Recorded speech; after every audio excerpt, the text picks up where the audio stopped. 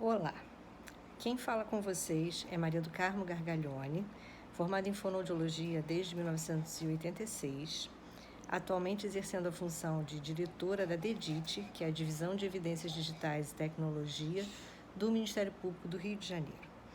É um prazer muito grande estar aqui e esse vídeo é feito especialmente para o Lindomar e para a Érica, os quais eu desejo muita sorte, muito sucesso na profissão e na defesa do TCC deles.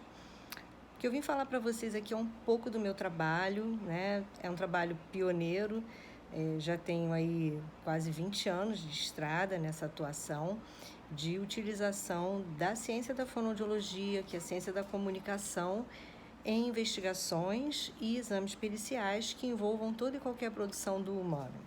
Eu vou falar nesse vídeo especialmente sobre a identificação de voz, porque é o objetivo do trabalho.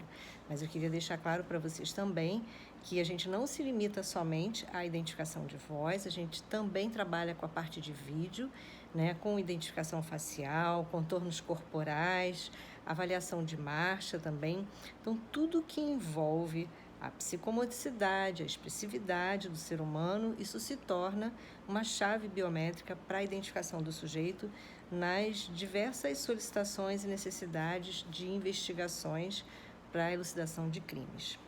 Em relação à questão das escutas telefônicas, elas tiveram seu boom no final da década de 90, início dos anos 2000, por conta do grande avanço da telefonia, do surgimento do telefone celular. Isso foi muito importante, porque com o surgimento do telefone celular permitiu uma maior mobilidade das pessoas e com isso as pessoas poderiam se comunicar em qualquer local, né, tendo ali o seu aparelhinho na mão. E isso favorece a população como um todo, mas favorece também aos criminosos, facilitando para eles também, né, a combinação de crimes, enfim, a série de informações que interessam muito à investigação. E nessa fase foi quando eu comecei a trabalhar, ainda comecei a trabalhar na época das interceptações telefônicas, que eram gravadas em fitas cassetes, muitos de vocês não devem nem ter visto isso, né? E logo depois a telefonia se tornou digital e a gente passou a ter uma interceptação com uma capacidade maior, em que esses arquivos eram armazenados num servidor através de um programa que se chamava Guardião. Ainda existe esse programa, né?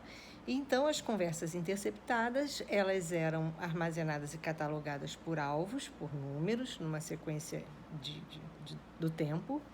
E esse material vinha para a gente, nós então selecionávamos, né, aqueles arquivos em que o conteúdo era de interesse e partíamos para essa identificação do falante.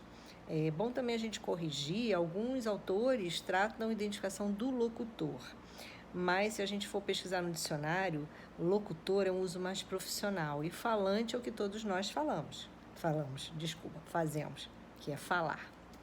Então, eu prefiro identificação do falante. E aí, com base nisso, naquela época, no Brasil ainda não se fazia muito isso, havia um ou outro aqui na tentativa de fazer, fonoaudiólogos não estavam voltados para isso, e eu, como eu vim da prefeitura da cidade do Rio de Janeiro, né, funcionária cedida da prefeitura do Rio de Janeiro, e eu trabalhava na perícia de voz, voltada para a voz do professor, e comecei a trabalhar para a polícia ad hoc, auxiliando a divisão de antissequestro, eu comecei a transpor o que fazíamos em relação à avaliação da voz para ver a utilidade disso nessa perícia.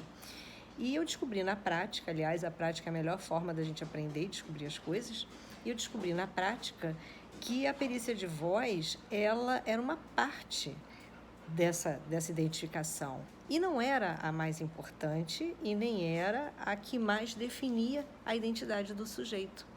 Porque se a gente for pensar em voz, voz é aquele som puro que vai sair da laringe. A gente tem que pensar em linguagem. Na verdade, os parâmetros relacionados com a linguagem, eles são parâmetros mais robustos na identificação de um sujeito do que propriamente uma análise vocal e, em última instância, até uma análise espectrográfica, que é algo que as pessoas pensavam que iria identificar o sujeito. A análise espectrográfica, ela vai identificar o som. Mas quantas pessoas têm a mesma frequência fundamental no planeta? Várias. Então, pela voz, né, a gente não conseguia individualizar.